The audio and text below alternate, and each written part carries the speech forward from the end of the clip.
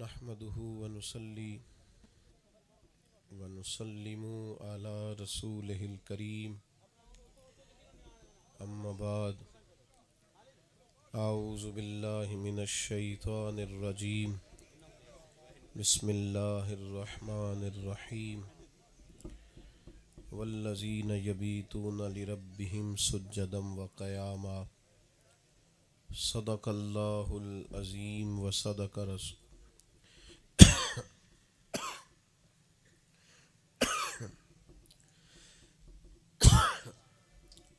صدق الله العظيم وصدق رسوله النبي الكريم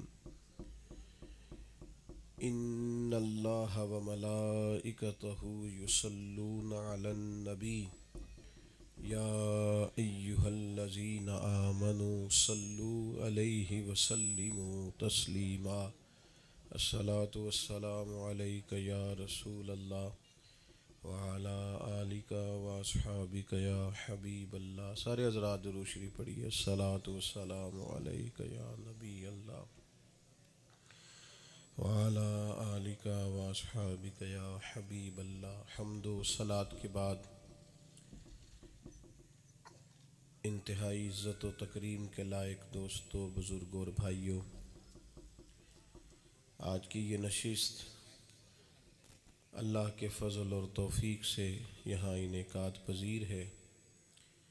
اللہ تعالی ہماری اس حاضری کو قبولیت کا درجہ عطا فرمائے.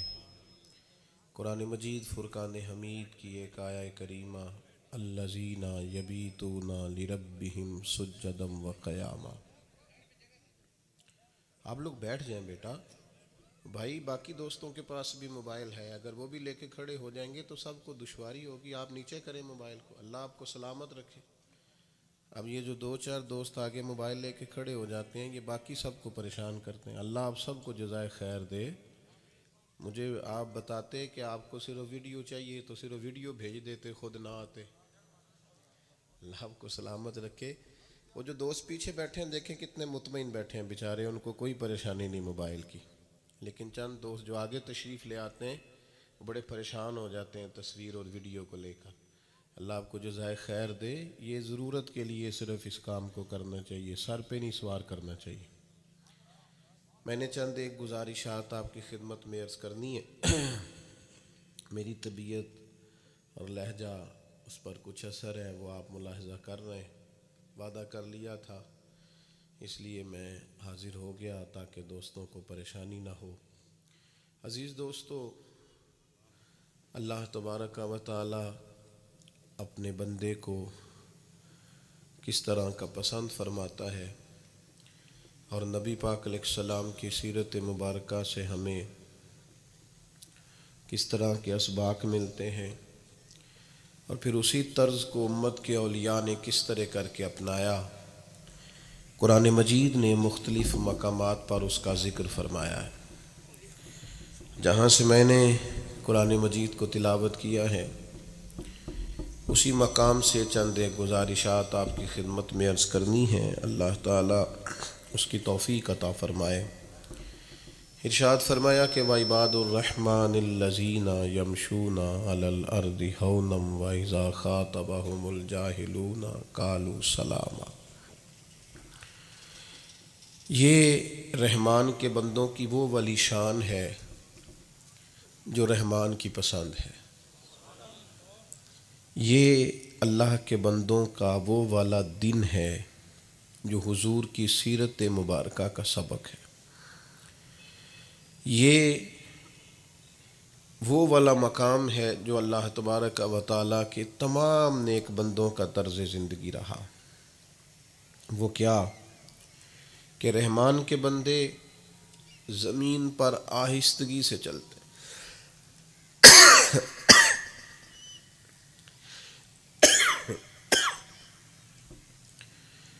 وہ زمین پر آہستگی سے چلتے ہیں، عاجزی سے چلتے ہیں. وَإِذَا خَاطَبَهُمُ الْجَاهِلُونَ قَالُوا سَلَامًا. اور جب جاہل ان سے گفتگو کرتے ہیں تو وہ ان سے بحث نہیں کرتے، سلام کر کے گزر جاتے ہیں. یہ ان کا دن ہے. ان کا ہر جگہ الجھاؤ نہیں ہوتا، ہر جگہ ان کی ابحاث نہیں ہوتی، کچھ جگہیں ایسی ہوتی ہیں جہاں صرف قالو سلاما، سلام کر کے گزر جاتے. یہ ان کا دن ہے. اور ان کی رات کیا ہے؟ والذین یبیتون لربہم سجدا وقیاما، وہ رات گزارتے ہیں اپنے رب کے لیے سجدہ کرتے ہوئے اور قیام کرتے ہوئے. بس یہ قرآن مجید کا ایک ایسا مقام ہے جسے اگر پوری طور پر سمجھ لیا جائے، غور کر لیا جائے اور پھر اپنا لیا جائے تو اپنی ساری زندگی کو ترتیب دینے کے لیے، گزارنے کے لیے اور اپنی زندگی کو رضا الہی کے رستے پہ چلانے کے لیے یہ بہترین طرز زندگی ہے. کیسے جینا ہے، کس طرح صبح و شام گزارنے. فرمایا رحمان کے بندے زمین پر آہستگی سے چلتے ہیں. وعباد الرحمن الذین یمشون علی الارض ہونا، وہ آہستگی سے چلتے ہیں. اس آہستگی کے بھی دو مفہوم علماء تفسیر نے بیان فرمائے. ایک تو یہ بیان فرمایا کہ آہستگی کا ایک معنی یہ ہے کہ وہ لوگ وزادار ہوتے ہیں، ان کے مزاج کے اندر کسی قسم کا بھی کوئی ایسا لوگوں کو اچھوتا پن نظر نہیں آتا جس سے غیر سنجیدگی چھلکے. وہ وزادار لوگ ہوتے ہیں، ان کی زندگی میں کمال کا اطمینان ہوتا ہے، تحمل، بردباری، وزاداری، ٹھہراؤ. یہ جو علم ہوتا ہے نا، یہ بھی انسان کی طبیعت میں حلم پیدا کرتا ہے. یہ جو عمر بڑھتی ہے تو یہ بھی بردباری پیدا کرتی. باقی اگر کہیں بردباری نہ آئے تو حضرت سعدی فرمایا کرتے تھے میں نے 20-25 سال کے بزرگ بھی دیکھے اور میں نے 70-80 سال کے نوجوان بھی دیکھے، بچے بھی دیکھے. کیوں؟ اس لیے کہ فرمانے لگے بزرگی عمر سے نہیں ہوتی، علم اور حلم سے ہوتی ہے. تو ایک تو مزاج وزادار ہو. یہ جو آج کل ہماری طبیعت میں کچھ چیزوں کا تھوڑا انوکھا پن پیدا ہوا ہے نا، نہیں ہر چیز سے بڑھ کر ہماری طبیعت پر سوار ہو گیا ہے کہ میری فوٹو آ رہی ہے کہ نہیں آ رہی، میری ویڈیو بن رہی ہے کہ نہیں بن رہی، 10-15 لوگ مجھے جانتے ہیں کہ نہیں. اور خود لوگ بتانا شروع کر دیتے ہیں، اپنی تعریف خود کرنی شروع کر دیتے ہیں کہ جناب بڑا اللہ کا شکر ہے، میں نے پڑھا بھی ہے، میں بعمل بھی ہوں، اور پھر جناب میں زمانے کی خدمت بھی بڑی کرتا ہوں. بھئی آپ یہ خود نہ بتائیں. خوشبو بتایا نہیں کرتی، خوشبو تو آیا کرتی ہے. خوشبو کو آنے دیں، آپ اسے بتائیں. اگر آپ نے کچھ کیا ہے نا تو سامنے آ جائے گا. آپ خود نہیں یہ کام کریں، خود نہیں بتائیں آپ تو اپنے مزاج میں وزاداری، تحمل. نبی پاک علیہ السلام کے پاس ایک وفد آیا، صحیح حدیث میں موجود ہے، تو باقی لوگ جلدی سے حضور کی بارگاہ میں آ گئے فٹافٹ. لیکن ان کا جو سردار تھا اس نے گھوڑا اطمینان سے باندھا، پھر اطمینان سے اس نے تبھی جو اس کی ضروریات تھی وہ پوری کی اور اطمینان سے حضور کی بارگاہ میں حاضر ہوا. تو کریم فرمانے لگے تمہاری حلم، بردباری اور ٹھہراؤ اللہ رسول کو بڑا پسند آئے. تو اپنے طبیعتوں کے اندر جلد بازی نہیں پیدا کریں، آپ چیزوں کو ٹائم دیں، چیزیں اپنے وقت پر. ٹھیک ہمارے نوجوانوں کو بڑی جلدی ہوتی ہے بعض کام کرنے کی، اور وہ شارٹ کٹ رستے سے آگے جانا چاہتے ہیں، اس کا نتیجہ ٹھیک نہیں نکلتا. کئی دفعہ آپ اپنے حصے کی ڈیوٹی پوری کریں، نتیجہ اللہ تعالیٰ پہ چھوڑ دیں. نبی پاک علیہ الصلوۃ والسلام نے بہت سارے کاموں میں جلد بازی کرنے سے منع فرمایا ہے. تو اپنی طبیعت میں حلم لائیں، ٹھہراؤ لائیں، بردباری لائیں. آپ نے کبھی دیکھا ہے ڈاکٹر کے پاس جاتے ہیں دوائی لینے کے لیے تو وہ کبھی بھی آپ کو یہ نہیں کہے گا کہ یہ دوائیاں لے جاؤ ساری اور آج ہی جا کے پورا پتا گولیوں کا بھی کھانا اور پوری بوتل سیرپ کی بھی پی لینا اور شام تک آپ ٹھیک ہو جائیں گے. یہ کوئی بڑے سے بڑا ڈاکٹر بھی آپ کو نہیں کہے گا. وہ کہے گا ایک گولی صبح کھانا، ایک شام کو کھانا، ایک چمچ سیرپ کا صبح پینا اور ایک اور پھر انتظار کرنا ایک ہفتہ. اگر ہفتے کے بعد طبیعت ٹھیک نہ ہوئی تو پھر میرے پاس دوبارہ آنا، میں نسخہ بدل دوں گا. لیکن اگر کسی بندے کو جلدی ہو ٹھیک ہونے کی اور وہ یہ کہے کہ نہیں میں نے فوراً ٹھیک ہونا ہے اور میں سارا سیرپ پینا چاہتا ہوں اور ساری گولیاں کھانا چاہتا ہوں، تو نتیجہ یہ نکلے گا کہ وہ زیادہ بیمار ہو جائے گا. زیادہ دوائی کھانے سے اثر اس کا زیادہ غلط ہو جائے گا، سائیڈ ایفیکٹ ہو جائیں گے.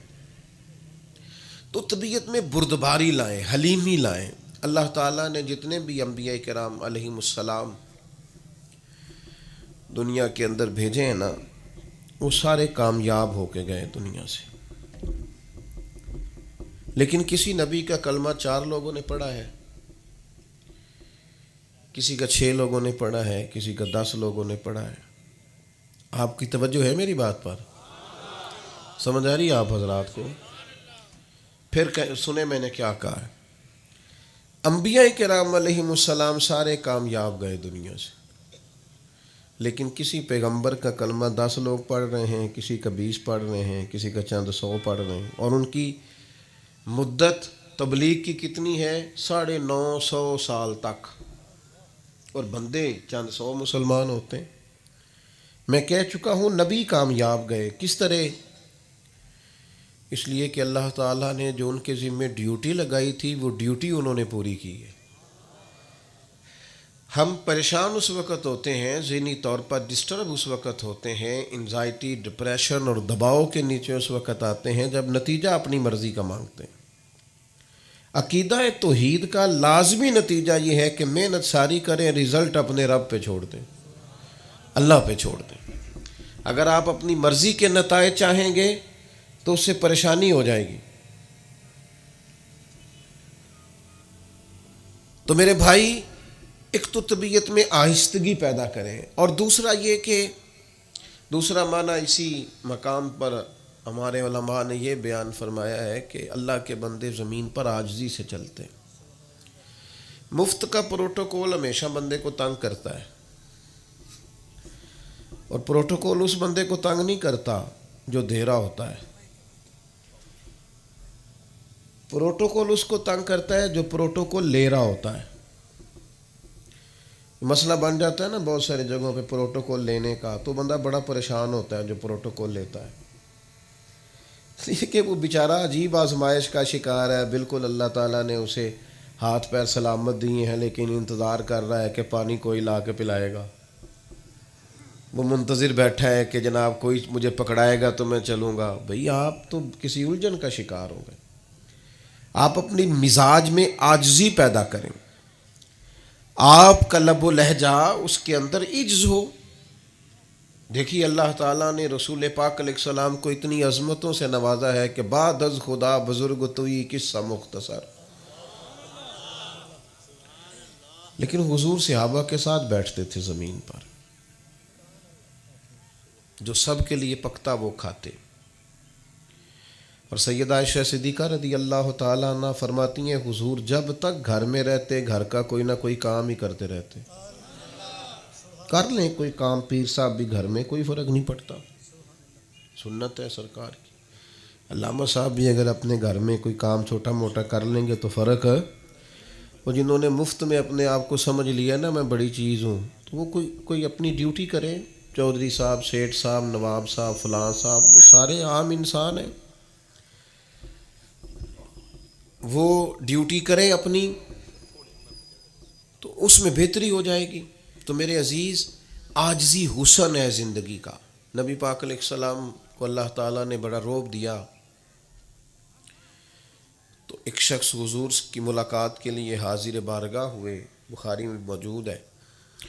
تو صحابہ چونکہ اتنا احترام کرتے تھے کہ کریم کی بارگاہ میں سانس بھی اونچا نہیں لیتے تھے. اے پائے نظر ہوش میں آ یہ کوہ نبی ہے، آنکھوں سے بھی چلنا یہاں بے ادبی ہے. انہوں نے وہ احترام کے جذبات دیکھے. تو غریب آدمی جو ہوتا ہے نا بیچارہ، چونکہ غریب ہوتا ہے، سب روگاں دا روگ محمد جس دا نام غریبی. تو وہ بیچارہ ڈرتا رہتا ہے، غریب آدمی سہما رہتا ہے، حالانکہ غریبوں کو ایسا کرنا نہیں چاہیے۔ زیادہ شخص وہ گڑبڑ نہیں ہوتا جو کہتا ہے میرا قبیلہ اور برادری اونچا ہے، وہ زیادہ خرابی نہیں کرتا، زیادہ خرابی وہ کرتا ہے جو اپنے آپ کو کم تر سمجھتا ہے۔ کس نے آپ کو اجازت دی آپ اپنے آپ کو کم تر سمجھیں؟ کس نے کہا؟ کیوں ذہن بنایا آپ نے؟ کیوں آپ نے اپنے بچوں کو اس چکر میں لگایا کہ تو غریب کا بچہ ہے، تو ماڑے کا بچہ ہے؟ کیوں ذہن دیا آپ نے یہ؟ جب اللہ تعالیٰ نے کہا کہ بنی آدم کو میں نے کرامت دی ہے، اور جب قرآن مجید نے کہا کن تم خیر امتن، تم بہترین امت ہو، تو جن کو رب بہترین کہہ رہا ہے انہوں نے کیسے کہہ دیا میری برادری چھوٹی ہے، قبیلہ چھوٹا ہے؟ اپنے اندر خودداری اور بیداری پیدا کریں، کوئی ایسا کام نہیں کریں، بلکہ اپنے بچوں کو سبق دیں کہ دیار عشق میں اپنا مقام پیدا کر، نیا زمانہ نئے صبح و شام پیدا کر، اور میرا طریق امیری نہیں فقیری ہے، خود ہی نہ بیچ غریبی میں نام پیدا کر۔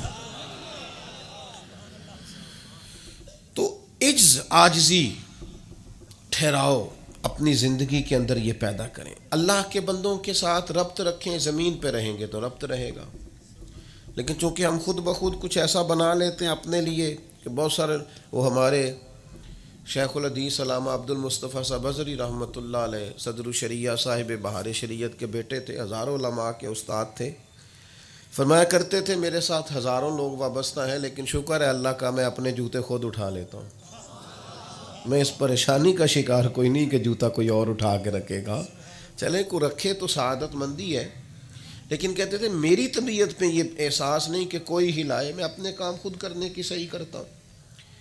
تو عاجزی انکساری، وہ حضرت انس بن مالک فرماتے ہیں کہ وہ صحابی حضور سے ملنے آئے، یا بعض نے لکھا ہے انہوں نے بعد میں کلمہ پڑھا لیکن اللہ نے توفیق دے دی، جڑ گئے، تو حضور کی بارگاہ میں جب انہوں نے صحابہ کا وہ ادب کا انداز دیکھا تو وہ کانپنے لگے، تو حضور نے فرمایا کیوں کانپتے ہو؟ عرض کی حضور میں غریب آدمی ہوں، بادشاہوں کے پاس جانے کے مجھے آداب نہیں آتے، آپ مدینے کی اسٹیٹ کے سربراہ ہیں، ڈر لگتا ہے کوئی بات نہ ایسی ہو جائے۔ تو حضور نے کیا فرمایا؟ اللہ کے محبوب فرمانے لگے تو کسی بادشاہ کے پاس نہیں آیا، تو اس بیٹے کے پاس آیا ہے جس کی ماں گوشت کے خشک ٹکڑے کھا کے بھی گزارا کر لیتے تھے۔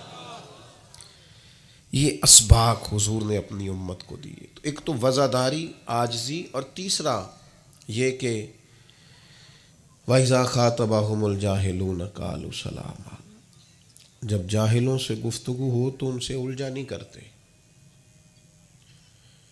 امام شافعی رحمۃ اللہ علیہ فرمایا کرتے تھے میری اکثر، چونکہ ان لوگوں کا فروع میں اختلاف رہا، عقیدے بالکل مضبوط رہے جو آج بھی امت کے 14 صدیوں سے چل رہے ہیں، اہل السنہ والجماعہ اس پر قائم رہے، لیکن فروع میں چونکہ اختلاف رہا، امام اعظم امام شافعی، امام احمد بن حنبل اور امام مالک، اور پھر اس کے بعد بھی بعض لوگوں کا، تو امام شافعی ایک بات کہا کرتے تھے، وہ آپ نے یاد رکھنی ہے، فرمایا کرتے تھے جب میرا کسی عالم سے مباحثہ ہوا ہے نا، کسی عالم سے گفتگو ہوئی ہے، تو کبھی وہ عالم جیت گئے اور کبھی میں جیت گیا، لیکن فرماتے تھے جب بھی کسی جاہل سے بات ہوئی ہے نا تو ہمیشہ جاہل ہی جیتا ہے، کیونکہ وہ ہے جاہل۔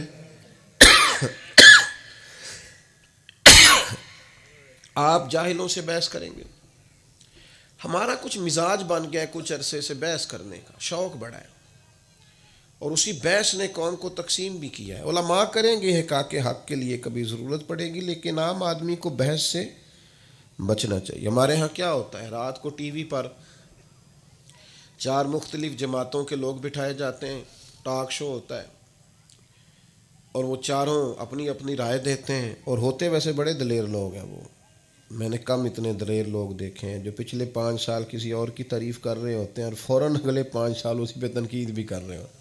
یہ بھی کسی کا ہی ضرف ہے بھائی، اتنا آسان تھوڑا کام ہے کہ آپ فوراً ہی مکر جائیں، سجدہ صاحب کر جائیں۔ یہ بھی بڑی دلیری ہے کہ پچھلے 5 سال کسی اور کی تعریفیں کرنی، اس سے اگلے سال کسی اور کی تعریفیں کرنی۔ صبح کے تخت نشین شام کے مجرم ٹھہرے، ہم نے پل بھر میں نصیبوں کو بدلتے دیکھا۔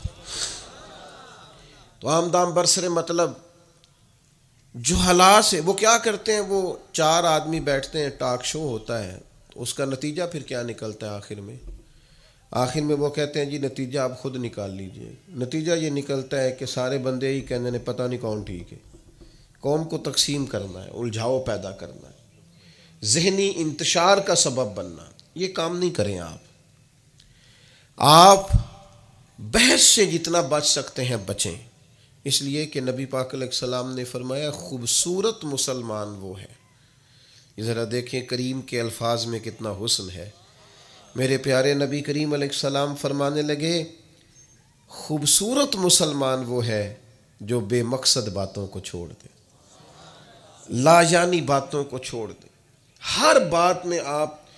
اور پھر میرے ملک کا تو یہ حال ہے کہ سارے مفتی ہیں، سارے ڈاکٹر ہیں، سارے تجزیہ نگار ہیں، جس سے بھی آپ کی طبیعت خراب ہو جائے تو بہت سارے بندے آپ کو نسخہ بھی بتائیں گے، مسئلہ بھی بتائیں گے، مسئلہ پوچھنا ہو تو۔ اور تجزیہ نگار تو اتنے بڑے بڑے ہیں کہ بعض کی باتیں سن کے لگتا ہے پاکستان کی نہیں، امریکہ کی حکومت بھی اس سے مشورہ لے کے بنتی ہے، کہتے ہیں میں تو اندر دی گل دسنا۔ وہ چھوڑ یار، تو اپنے معاملات پر مسلمان کو توجہ دینی چاہیے، اللہ کے رضا کا رستہ حاصل کرنا چاہیے، مفت کا الجھاؤ منع ہے۔ آپ ابحاث نہیں کریں، بلا وجہ نہ الجھیں، میرا جو شعبہ نہیں مجھے وہ کام نہیں کرنا چاہیے، وہ میرے والا نہیں ہے، اور جو کسی اور کا شعبہ نہیں ہے اسے بھی چاہیے کہ وہ اپنے کام۔ میرے پاس ایک دوست آ گئے، جوتے بناتے ہیں وہ، تو پورے ملک پر تبصرہ کر رہے تھے، تو میرا ان سے محبت کا تعلق تھا، میں نے ان سے کہا آپ اس طرح کریں، جوتے ٹھیک بنایا کریں تاکہ پاکستان میں ایک کام تو صحیح ہونا شروع ہو۔ جو غریب آدمی جوتا خریدے بیچارہ، وہ 6 مہینے اس کے نکل جائیں، اس کو یہ والا خرچہ تو دوبارہ نہ پڑے۔ ہم اپنا کام بھی اگر ٹھیک کر کے کرنا شروع کر دیں تو اس سے ملک میں بھی بہت بہتری آ سکتی، لیکن ہم سب کو ٹھیک کرنا چاہتے ہیں، خود ٹھیک ہونے کو تیار نہیں ہوتے۔ تو بحث نہیں کریں، الجھاؤ نہیں پیدا کریں، کوشش کریں کہ آپ چیزوں کو جلدی سمجھیں، اور جو چیز آپ کو ملے اس پر عمل کریں۔ نبی پاک علیہ الصلوۃ والسلام بھی ایک مقام پر صحیح مسلم میں موجود ہے، صحابہ کے درمیان بعض نوجوانوں نے جب زیادہ سوالات کیے تو حضور کے چہرہ نور پر بھی شکن آئی تھی، فرمایا جو کہہ دیا کروں اس پر عمل کیا کرو۔ اور جب ایک موقع پر حضور نے فریضہ حج کی بابت فرمایا کہ حج فرض ہو گیا ہے، تو ایک شخص نے کہا ہر سال؟ تو کریم فرمانے لگے جو کہوں عمل کیا کرو، گر میرے منہ سے نکل جاتا ہر سال تو پھر وہ زبان جس کو سب کن کی کنجی کہیں، اس کی نافذ حکومت پہ لاکھوں سلام۔ میں کہہ دیتا ہر سال فرض ہے تو رب ہر سال فرض کر دیتا، تمہیں دشواری ہوتی، لہٰذا عمل کیا کرو۔ تو بحث نہیں کریں، ہمارے ہاں نا بہت بحث ہوتی۔ ایک چھوٹا سا فتویٰ بھی ہے میرا، آپ لوگ اختلاف کر سکتے ہیں، پر اگر اجازت دیں تو فتویٰ دے دوں؟ آپ زیادہ لوگ نہیں بولے، رہنے دیتے ہیں، کوئی اور بات ہے۔ میرا ایک چھوٹی سی رائے ہے، چھوٹا سا فتویٰ ہے، آپ اختلاف کر سکتے ہیں۔ میری رائے یہ ہے کہ میاں بیوی کی لڑائی میں نا زیادہ غلطی میاں صاحب کی ہوتی ہے، بیوی کی نہیں ہوتی۔ دیکھیں پہلے آپ نے کہا تھا بتا دیں، اب آپ نے گھورنا شروع کر دیا ہے اور اتنا سخت گھور رہے ہیں، یہ آپ غلط کر رہے ہیں بھائی، آپ سے اجازت لے کے بات کری ہے میں نے۔ میاں بیوی کی لڑائی میں زیادہ غلطی نہیں بولنا، تسی پتہ ہے مینوں کیوں بھلا، اس کی وجہ سنو، سنجیدہ بات ہے یہ، اس کو صرف سمجھانے کے لیے عرض کر رہا ہوں۔ اللہ تعالیٰ نے مرد کی عقل کو زیادہ بڑا بنایا عورت کی نسبت، وہ تو بیچاری اپنی عقل کے لحاظ سے کمزور ہوتی ہے، تو اگر آپ برابری کی سطح پر اتر کر اس سے بحث شروع کریں اور ہر معاملے میں آپ بحث کریں، میاں بیوی کے جھگڑے میں معاملے کو تو میاں صاحب نے سمیٹنا تھا، اور یہ برابری پہ اتر آیا، ہر بات پہ بحث کرتا ہے، تو پھر میرا خیال ہے کہ میری یہ رائے درست ہے کہ زیادہ غلطی، اکثر غلطی میاں صاحب کی، ان کو سمیٹنا چاہیے تھا چیزوں کو۔ دیکھ، آپ کو پتہ ہے میاں بیوی کے جھگڑے میں نقصان کس کا ہوتا ہے؟ بچوں کا۔ آپ جب لڑتے ہو کبھی اپنے بچوں کے چہرے دیکھو، ان کی تڑپ دیکھو، ان کا سسکنا دیکھو. جس گھر میں ماں باپ لڑتے ہیں وہ سب سے زیادہ اذیت اپنی اولاد کو دیتے ہیں. یاد رکھیں ان کی جنگ میں ان دونوں میں سے کوئی نہیں ہارے گا, اولاد ہار جائے گی. طلاقیں ہوتی ہیں تو ماں باپ کے ہوتے ہوئے بھی بچے یتیموں جیسی زندگی گزارتے ہیں. تو اگر پوچھا جائے کہ رزلٹ کیا نکلا تو کہتے ہیں جناب بحث جیت گئی, رشتہ ہار گیا. بحث نہیں کریں آپ, اتنی بحث کرتے ہو ہر میں نے ایسے بھی نادان دیکھے ہیں جو اپنے والی سے بحث کرتے ہیں, اپنے اساتذہ سے بحث کرتے ہیں. خدا کا خوف کریں آپ. چلیں کوئی بات ایسی ہے بھی رائے دینے والی تو وہ آپ رائے دیں, لیکن آپ ہر چھوٹی بڑی بات میں بحث کرنے, اور ہمارے ہاں اتنی بحث ہوتی ہے. خدا رہا کچھ دھیما پن اپنی طبیعت میں لائیں. اور جہاں لا کے میں نے بات کو ختم کرنا ہے وہاں تک میں آ گیا. آگے ارشاد فرمایا والذین یبیتون لربہم سجدا وقیاما. دن ان کا اس طرح گزرتا ہے کہ وہ آہستگی سے, عاجزی سے, وزاداری سے چلتے ہیں, بحث نہیں کرتے, اپنے آپ کو سمیٹ کے گزرتے ہیں. اور رات ان کی اس طرح گزرتی ہے کہ وہ اپنے رب کے لیے رات سجدے میں گزار دیتے ہیں اور قیام میں گزار دیتے ہیں. اللہ کا بندہ رات سجدے میں گزارتا ہے اور قیام میں گزارتا ہے. رحمان کا بندہ موبائل پہ نہیں رات گزارتا. خدا رہا آپ اس میں خبریں دیکھیں, ضرورت کی چیزیں دیکھیں, لیکن یہ تو نہ ہو کہ موبائل مصلے کے رستے میں رکاوٹ ہو جائے. فجر صرف اس لیے رہ گئی کہ رات موبائل دیر سے بند کیا تھا, اتنی بڑی رکاوٹ. اعظم بلا سے اپنی وہ ہستی ہی کیوں نہ ہو, جو چیز اس کی راہ میں حائل ہو پھونک دو. آپ کوئی عبادات کرنی چاہیے تھی اللہ کے حضور. یہ سردیوں کے دن ہیں, کہاں 7 بجے عشاء پڑھتے ہیں اور فجر 6 بجے پڑھتے ہیں. جس بندے نے ان دنوں میں بھی اٹھ کے تہجد نہیں پڑھنی اس نے کب پڑھنی؟ جن جوانوں نے ان دنوں میں ٹھنڈے اور چھوٹے دنوں میں بھی روزے نہیں رکھنے انہوں نے کب رکھنے؟ ہمارا دین عمل کے لیے ہے. آپ اپنے رب سے رشتہ پیدا کریں, مصلے کو آباد کریں. میں بعض اپنی طرح کے دینی لوگوں کو جانتا ہوں, ان سے آپ دینی موضوعات پہ گفتگو کریں گھنٹوں, وہ کہیں گے کوئی مولوی کوئی پیر فلانا فلانا کوئی بھی کام نہیں کر رہا, یہ تو سارے ڈیوٹی تو دین کی میں دے رہا ہوں. لیکن اسی شخص کے ہاتھ میں آپ تسبیح دینا کہ یار تو نے دین کے معاملات میں تجزیے تو بڑے پیش کیے ہیں, یہ 500 بار درود پاک بھی پڑھ رسول کریم کی ذات پہ, تو ان میں سے بہت سارے بندوں کو کام یاد آ جاتا ہے. کیا حضور نے فضائل نہیں بیان کیے درود پاک؟ سارا دن ہر چیز پڑھنے والا, موبائل دیکھنے والا کیوں قرآن مجید کی تلاوت نہیں کرتا؟ اور اگر بے اولاد ہو نا, بے نمازی ہو نا اولاد, تو اس کا ذمہ دار بہت حد تک ان کا باپ بھی ہوتا ہے. آپ جو کام بھی گھر میں کرتے ہیں بچے کرنے لگ جاتے ہیں. آپ نماز کی نیت باندھیں, نبی کریم نے فرمایا کچھ نماز گھر میں بھی پڑھا کرو, گھر کو قبرستان نہ بناؤ. آپ گھر میں نیت باندھیں, 3 سال کا بچہ بھی آپ کے ساتھ کھڑا ہو جائے گا. نہ بھی طریقہ آئے گا سجدہ کرنے کا تو مصلے پر لیٹ جائے گا, پر آپ گھر میں پڑھتے ہی نہیں, نماز بچھایا ہی نہیں کبھی ابا جی نے اللہ ماشاء اللہ, اور دادا جی نے مصلی, باقی ساری باتیں آتی ہیں, سمجھ ساری ہے, نشستن گفتن برخاستن سب عقل ہے, صرف اس رب کی بارگاہ میں جانے کی توفیق نہیں. مجھے بتاؤ نا میرے بھائی, کتنی ہم نے لمبی چوڑی پلاننگ کی ہوتی ہے. ایک نے دعوت ولیمہ پہ بلایا ہے, ایک نے منگنی پہ بلایا, ایک جگہ ختم ہے, اور ہم ہوتے ہیں سیاسی سماجی فلاحی سارے علاقے کو راضی رکھنے والے. ایک جگہ خود گئے, ایک جگہ بیٹا بھیجا, ایک جگہ جا نہیں سکتے تھے وہاں ٹیلی فون کیا یار معاف کرنا. وہ بھائی ہر بندے کو راضی کرنے کی تجھے فرصت ہے تو جو تیرا رازق ہے, جو تیرا خالق ہے, جس نبی کریم کا تو غلام ہے, ان کے لیے تیرے پاس وقت کیوں نہیں؟ اپنی عبادات, آپ کو پتہ ہے عبادت بندے کی روح کی طلب ہے, جس طرح روٹی پانی نیند جسم کی طلب ہے نا. آپ سوئیں گے نہیں چل نہیں سکیں گے, کھائیں گے نہیں چل نہیں سکیں گے. اسی طرح آپ عبادت نہ کریں تو آپ بلا وجہ بور رہیں گے, پریشان الجھے سے رہیں گے. آپ کہیں گے یار کچھ بھی نہیں ہے, لیکن پتہ نہیں کیا بات ہے, دل نہیں لگ رہا. دل کہہ رہا ہے سجدہ کر, ذرا جم کے کر. مجھے سوز دے، مجھے شاز دے، مجھے نیم شب کا نیاز دے، دم سجدہ میں خود کو ہی توڑ دوں، مجھے ایسا ذوق نماز دے۔ یعنی ذرا پیشانی جمے نا۔ ہمارے ایک استاد تھے، وہ کہا کرتے تھے نماز پڑھنی ہے ذرا سونی کر کے، یعنی سونا وضو ہو، سجدہ ہو تو پیشانی جما کے، پھر بندہ دعا مانگے تو ذرا دل لگا کے۔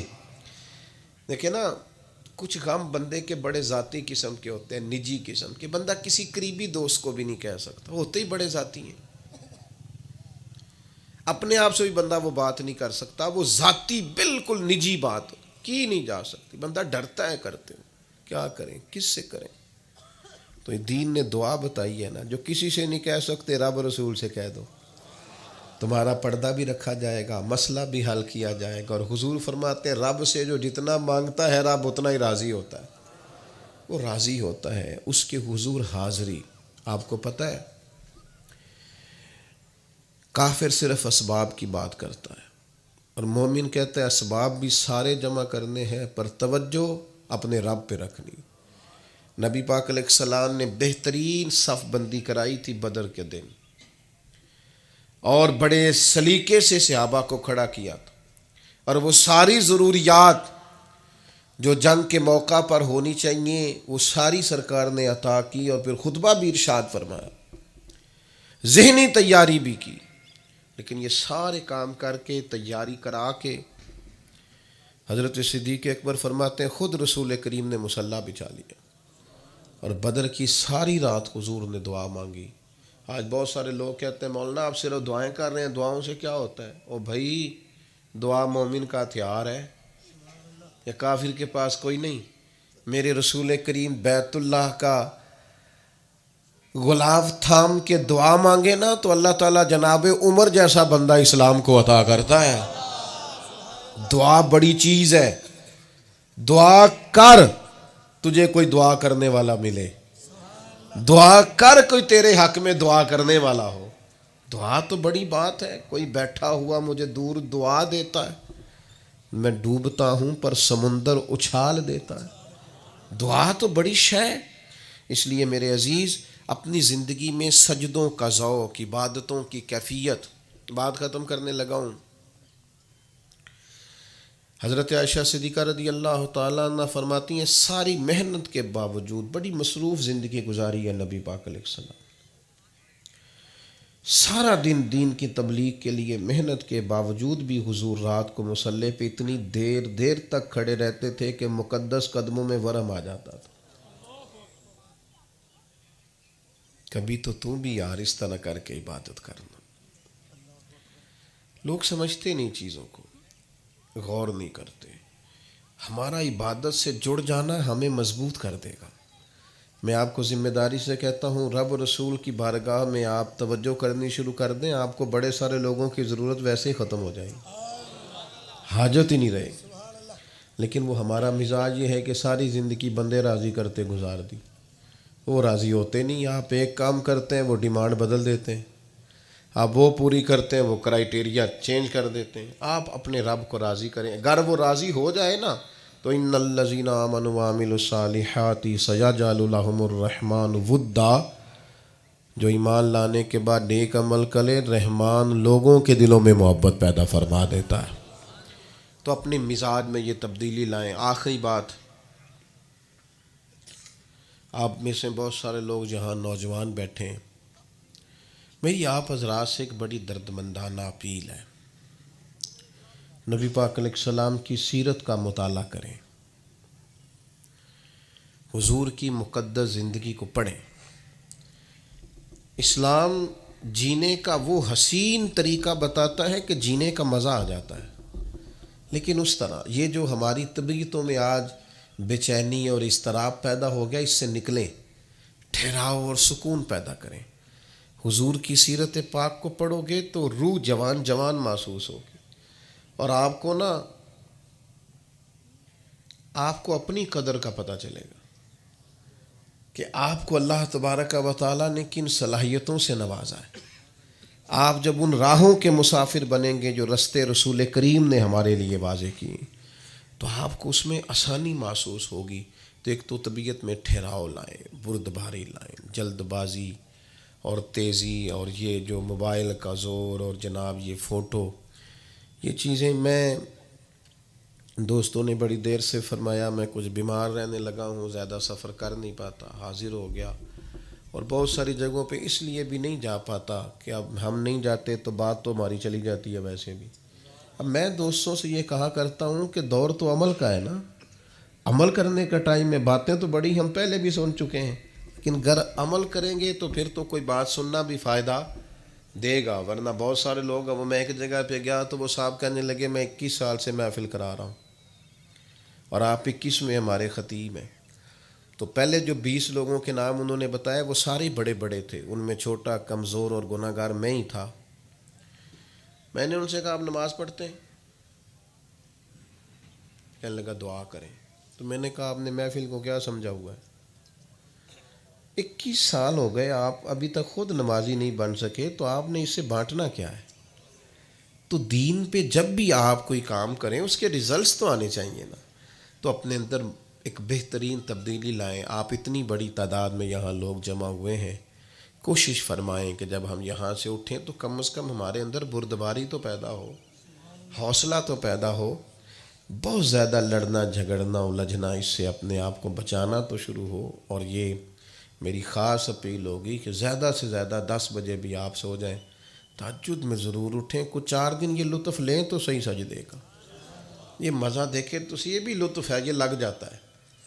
اور پھر رات پوے تے بے دردانو نیند پیاری آوے تے درد مندانو یاد سجن دی ستیاں بھی آن جگاوے، پھر یہ لذت لگ جائے تو یہ بھی لگ جاتی ہے۔ اللہ تعالیٰ میری اور آپ کی حاضری قبول فرمائے۔